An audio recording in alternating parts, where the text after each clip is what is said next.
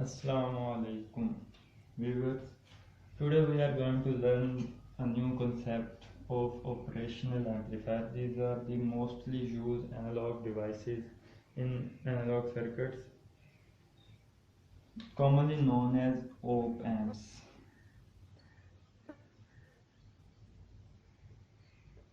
Operational amplifier.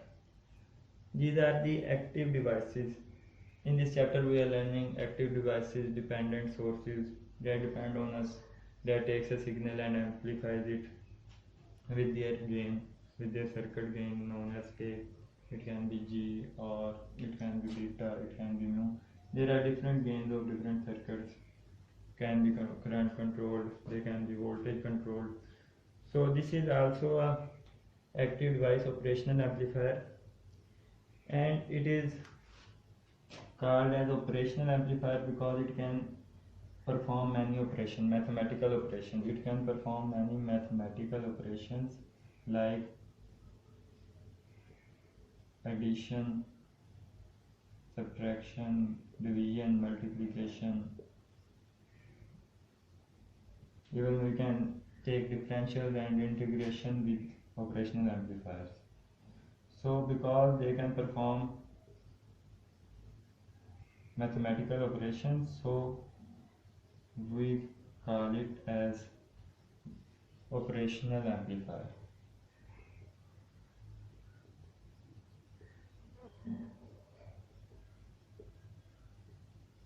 And why we call it as amplifier? Because it can also amplify our signal up to 1000 times larger. So from there, if we see the history of operational amplifier, first of all they were this in 1947. First operational amplifier term was used in 1947 during World War II, and after that they are being modified day by day, and now they are available in a very small chips in integrated circuits that has 8 output pins. We will shortly see how many pins are connected with an operational amplifier and what is the circuit of operational amplifier. Actually, operational amplifier has a lot of capacitors, diode, transistor inside it, but we are mainly concerned with its 5 ports.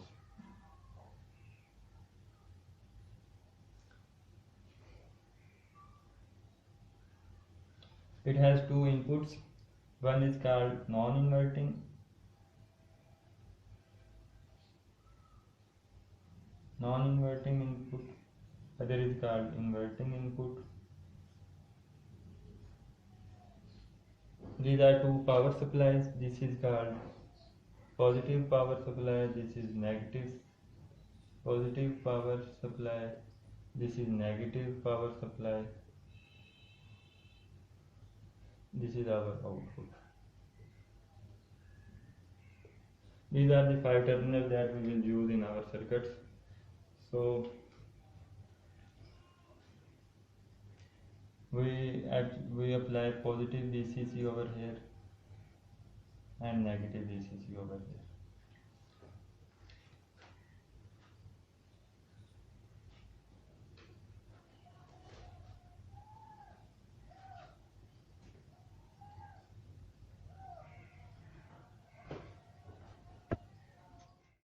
Operational amplifier can be used in 3 modes: in saturation mode, linear mode, and negative saturation. One is called positive saturation, other is negative saturation. These are the 3 regions in which operational amplifier can be used, and it can work in 3 operations. We will use our operational amplifier in the linear mode, and how it will go from linear to positive saturation mode or from linear to negative saturation mode. It can be understood from this graph. This is its linear mode. This is its negative saturation. This is its positive saturation. This is the linear region. This is the graph of output voltage V0. In positive saturation, V0 will be equal to positive VCC, and in negative saturation, output V0 will be equal to negative VCC. And in the linear region, output will be equal to A times Vp minus Vn. Vp is the voltage applied at the positive terminal, positive input, and Vn is the voltage applied at the negative input terminal of the op-amp. So if this term is less than VCC, then our op-amp will be working in the linear region. Otherwise, if it is greater than VCC, it will be in positive saturation mode, and if this term Vp minus Vn multiplied by A is less than minus VCC, then it will be in the negative saturation mode and the output will be equal to minus VCC.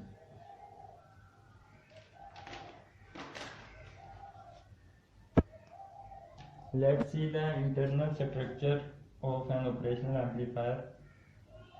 What are the So we studied that there are two input terminals. One is inverting, non-inverting, and one is inverting, and there is an output. This is positive VCC, this is negative VCC. There is a concept that there is infinite voltage between these two input terminals. This is the input resistance and it is infinite. Because of this infinite input resistance, the current IP or current IN, these two currents will be equal and these two currents will be equal to 0. Similarly, the voltage Vp and Vn, these two voltages will be equal to each other. These voltage will be same mostly, and this is our output voltage. The input resistance, this ranges between R1 or R input, ranges between 10 raised to power 6 ohms to 10 raised to power 12 ohms. The output resistance is very small, it ranges between 10 ohms to 100 ohms, and the gain of amplifier, it ranges between 10 raised to power 5 to 10 raised to power 8. There is a controlled device that actually amplifies our signal, and it is equal to A into Vp minus Vn. This is connected with our, this is the output resistance or not. So this device amplifies our signal Vp minus Vn with A times. A ranges between 10 raised to power 5 to 10 raised to power 8. The output resistance R0 is very small, about 10 ohms to 100 ohms. Input resistance is very large, no current flows. The benefit of very large input resistance is there will be no current drawn from the input circuit. The amplification will be done using these two sources. These two power supplies will be used to amplify the signal. So the power drawn from the input circuit is negligible, or it will be approximately equal to 0, because no current is being drawn from these two terminals. So in ideal op-amp, these are the two conditions for the ideal op-amps. We will use these two conditions in our circuit analysis. We have seen that there are two input terminals of the operational amplifier. One is called the non-inverting input, one is the inverting input. So we can use our amplifier in the non-inverting mode as well as in the inverting mode. This is a circuit of non-inverting amplifier. We want to find the gain of this operational amplifier. So this is Vp and this is Vn. Vp is actually equal to Vs and Vn is the voltage divided voltage across R2. This is the voltage divider, so we can find Vn using the voltage divider formula, R2 divided by R1 plus R2 multiplied by output voltage V0. This is our Vp, this is our Vn.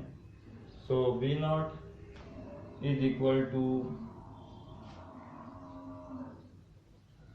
the other concept was that Vp is equal to Vn. We will use this concept to find our gain K. So we want to find V0. V0 is equal to R1 plus R2 divided by R2 multiplied by Vn, which is equal to Vp, which is equal to Vs. So we can write Vs over here. So this is our output. So K will be equal to output but divided by input. Output is R1 plus R2 divided by R2 multiplied by Vs divided by input, which is equal to Vs. So Vs will be cancelled with Vs. So K will be equal to R1 plus R2 divided by R2. This is the closed loop gain of non-inverting amplifier. Why it is closed loop? Because it has a negative feedback at its inverting terminal. So this is a circuit. We want to find the value of K. So we have just find the formula for the value of K. It was R1 plus R2 divided by, so this is R1 plus R2, 20K plus 5K divided by R2, which is 5K. So it will be 25 divided by 5. This is the gain of this operational amplifier. So what will be the output? This is 1 volt. In the previous circuit, when we find the value of K, there was no resistance connected. This terminal was directly connected with Vp. So in that case, we consider Vp is equal to Vs. But in this case, Vs and Vp are not connected directly. There is a resistance here. So we can write minus Vs plus R, for example, multiplied by I plus Vp is equal to 0. But this factor will be 0 because we have considered that there is an infinite resistance between the input terminal and no current can be drawn from the source. So no current will flow from this resistance, this term will be 0, so Vp will be still equal to Vs. So output V0 will be equal to K times input, K times V input, which is equal to 5 multiplied by input is 1 volt, so output will be 5 volts. Always keep in mind that there is an infinite resistance between these two terminals and no current can be drawn from. Practically, not infinite resistance cannot be there. There will be a finite resistance, but we can still use this concept that the current flowing from these resistances will be negligible. And similarly, if we want to find the output current I0, this is V0, I0 will be equal to, using Ohm's law, we can find I0 is equal to V over R. V is 5 volts, output voltage is 5 divided by 10 kilo ohm. So 5 divided by 10, will be equal to 5 kilo.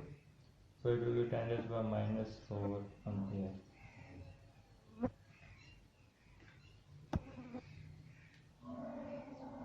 So I hope now you have got a starting idea what are operational amplifiers, what they look like, and how we can solve their circuits. In the next lecture we will see the circuit analysis of operational amplifiers. We will analyze the circuit that contains operational amplifiers. So see you in the next lecture.